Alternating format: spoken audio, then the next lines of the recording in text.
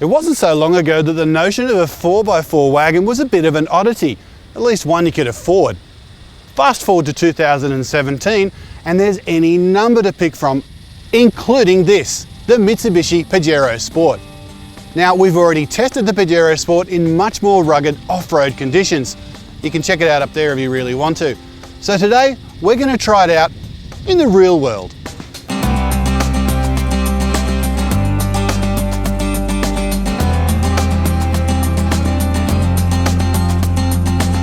Like all Pajero Sports and Tritons, the Exceed uses a 2.4 cylinder turbodiesel engine which is backed by an 8-speed auto linked to a full-time 4-wheel drive setup.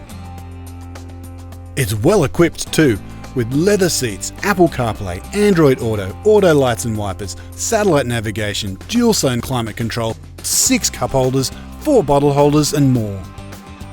It also gets auto emergency braking, a panoramic view camera, trailer sway detection and rear cross traffic alert. Not bad for a big old 4x4.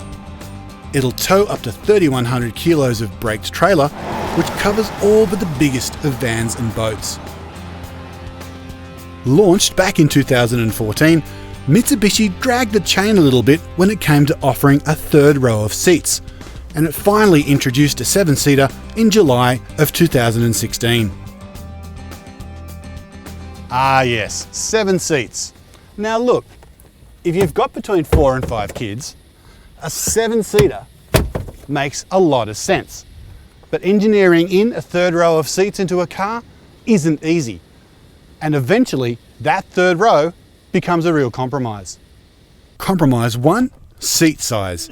That rear pair of seats is, let's face it, pretty small. And you need the agility of a spider monkey to get in and out of them. And if you're an adult, forget it. Compromise 2, luggage space. If you want to take all those kids with you,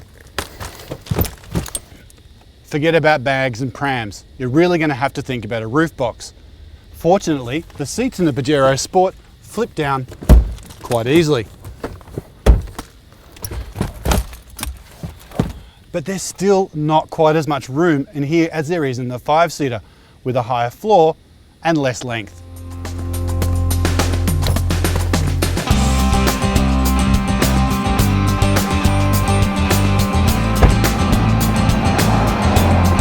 The catch? The Exceed is now only available as a 7-seater.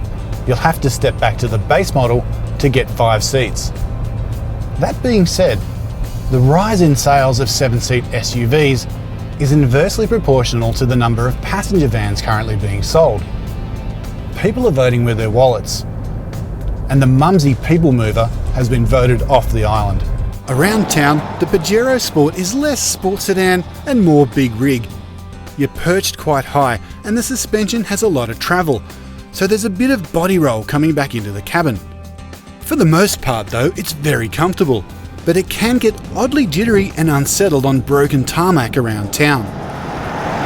The 2.4 litre turbo diesel is small in stature but big on torque, and it pushes the Pajero easily through the city. It can take a moment to respond to the throttle though, which takes a little bit of getting used to. We already know that the Pajero Sport can handle the rough stuff, which adds an extra layer of ability to what is a competent and comfortable urban warrior. Now, I haven't talked about the looks of the Pajero Sport because, let's face it, that's entirely up to you whether you like it or not. The rear end is interesting, but if you disregard the Pajero Sport on looks alone, you're really doing yourself a disservice.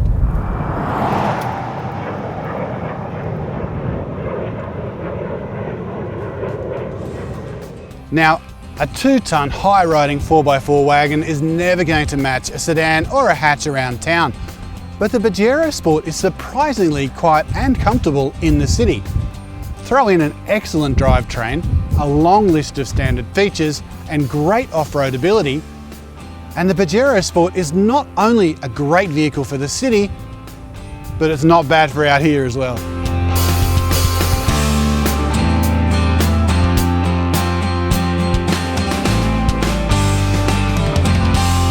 You want to read the full review? Click right here. And don't forget to click subscribe if you want to stay on top of all of our latest videos.